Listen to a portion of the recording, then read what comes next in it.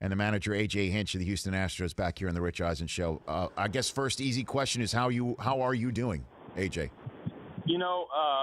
We're doing fine. I think compared to a lot of the people in Houston, we're safe. We're in Tampa playing a couple home games. It's hard to complain about anything that we're going through compared to what our city's going through. I've got family and friends that are back in Houston doing a lot of good things, trying to help people. We've been lucky. Personally, I've been lucky with my family. My wife and daughters they're all safe in our house. Our house was not threatened by the floodwaters. We're pretty far north. But a lot of people aren't as lucky as me. So thoughts and prayers and heartfelt feelings for a lot of people that are in a lot worse place than the Houston Astros. Well, are there any members of your team or coaching staff or any staff that's with you right now that does in fact have somebody that is in distress back home? Not in life-threatening situations. I mean, we have a lot of people in our organization, employees, workers that work our games that are losing their houses and have had to be relocated. We've got some of our players' families and coaches' families with us, but a lot are still back in Houston. But none are in life-threatening situations. We do have some fear that a couple of our players have lost their homes based on where they live and where the water damage seems. We really don't know. We haven't been back since before we went to Anaheim last weekend. So a lot of unknowns. A lot of you can't get really in touch with any neighbors or people, or certainly can't send people out to worry about our things when they're trying to rescue people out of waters. Right. And then you've got obviously the task at hand that you need to focus on. Do you know where you're playing the Mets series as you're getting set for Game 2 with the Rangers in the home of the Rays, AJ? We don't. I mean, we think we're going to find out today what's possible. I know the two locations are either in Houston or here in Tampa. When we came here to Tampa we had a potential of playing 6 games here, 3 against the Rangers, 3 against the Mets. Any possibility of returning to Houston is unknown at this point, but I think today sometime they're supposed to get on a phone call and see what's possible and see if we can go home or see how we can accommodate our staff and players. We have a 12-day road trip on the back end of this, so if we can get home, we want to go home. I think a lot of us just want to hug our families. Sure. But what about the state of Minute Maid Park? Again, I'm completely in the dark about this. Is that something that is feasible, that you could hold a game and people can come and roads are open and right. and I guess emergency services and first responders can actually accommodate this sort of thing?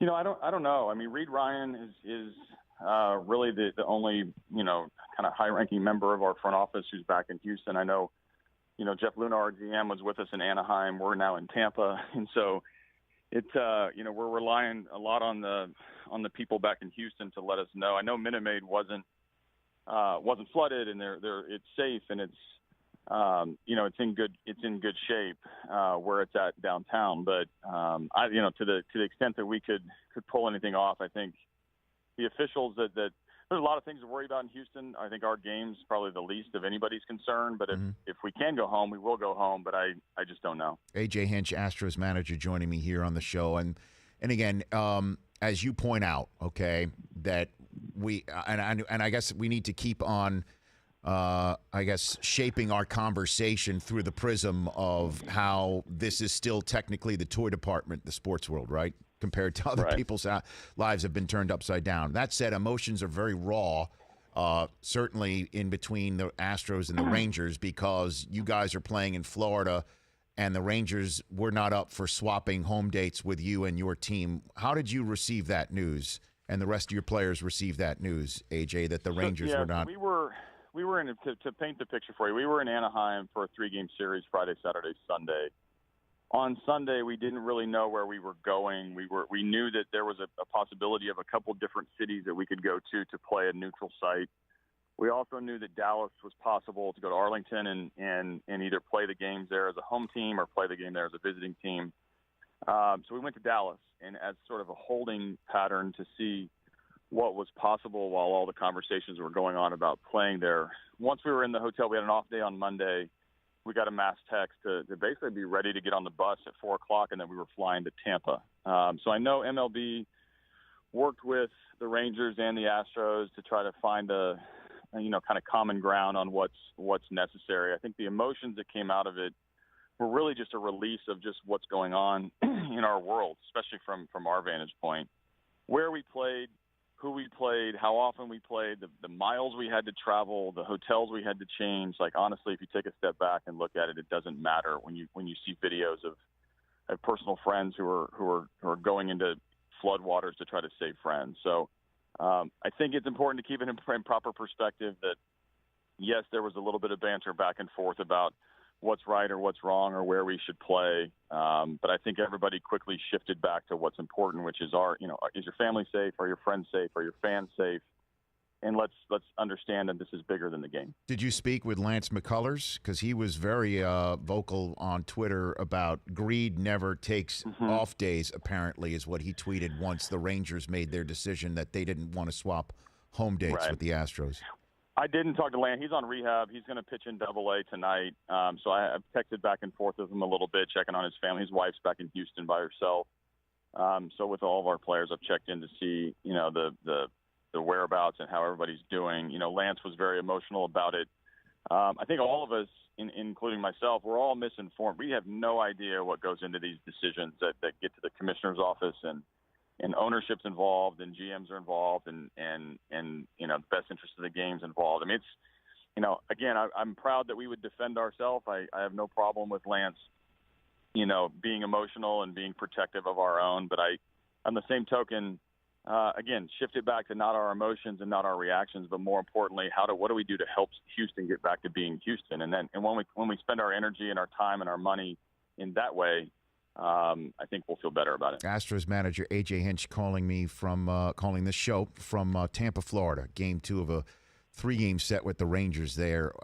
So is there anybody that you've reached out to? I know you have a background in psychology from Stanford, but is there any coach or manager in any sport that's been through this before that you've reached out to, and how to manage the roster as well as be there for the fans once you do return to a hometown that's been through something like this? Yeah, I haven't had a chance to really reach out to too many. We've been juggling so much information and so many guys here, and we have half of our families that are with us, and we're really trying to sort of huddle up ourselves and do that. I mean, over time, and I've heard from a number of managers in the big leagues. I've heard from a few college football coaches. I've heard just friends that I've accumulated over my years in the sport, and I really do appreciate that.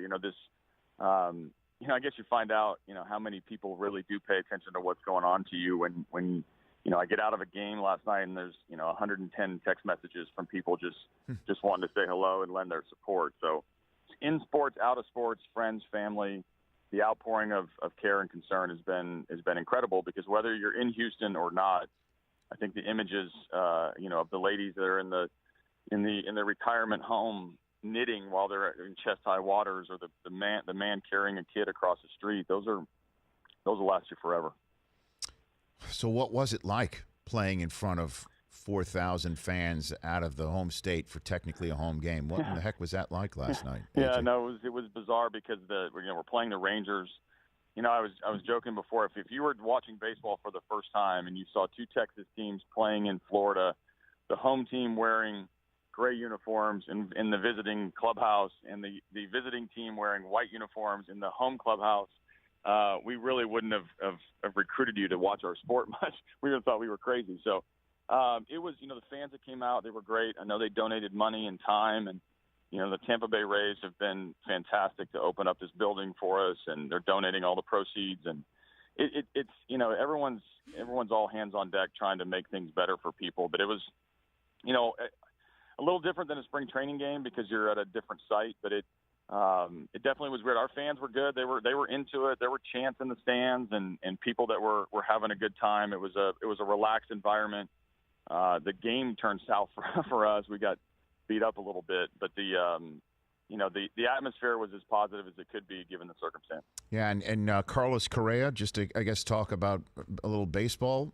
He's coming back Friday, wherever you are going to be playing. Is that correct? You're expecting I think him back? That's a little premature. I think it's going to be over the weekend in the best case scenario. But he's traveling to Double A. He's going to join our Double A team for a couple games, which will push it back into the weekend. But he's getting better. It'll be a big boost for us when he gets here, just to have one of our centerpieces back in the middle of the order and back playing shortstop. Whether it's because he's been out or just because of the rigors of the schedule, we've been just okay since he left. He's a big presence on our team. He's a big presence in our lineup. It's hard to bestow that kind of responsibility on a 22-year-old, but he can handle. He's one of the best players in baseball. So when we get him back, it'll be a big boost. Last one for you. Have you seen what J.J. Watt's been up to? Oh man, have you seen that? Raising money. It's awesome. I mean, he along with James Harden of the Rockets, Jose Altuve on our team, probably the three biggest stars in our city, and they're all stepping up in some capacity. JJ's obviously at the front of it with his raising money. I mean, he started out just wanting a couple $100,000, which is a lot of money, and it's turned into, I think he's close to $5 or $6 million now. So it shows the support that he has. It also shows how you can bring people together and try to fund what's going to be a long recovery. He's around our team a lot. I love JJ. He's a big fan of the Astros. We're big fans of his, but to watch him step up, within hours of this happening, a big kudos to him and hat tip. AJ, thanks for calling in under these circumstances, obviously, and good luck. I'd love to keep in touch with you throughout the month of September, and whatever you're doing for your team and for your city, we're behind you. The Rich Eisen Show, weekdays at noon Eastern on radio stations across the country and audience. If you like that, please download our app. There's lots of fun things there other than just more of the videos you just saw. You can call us from the app. You can email us from the app.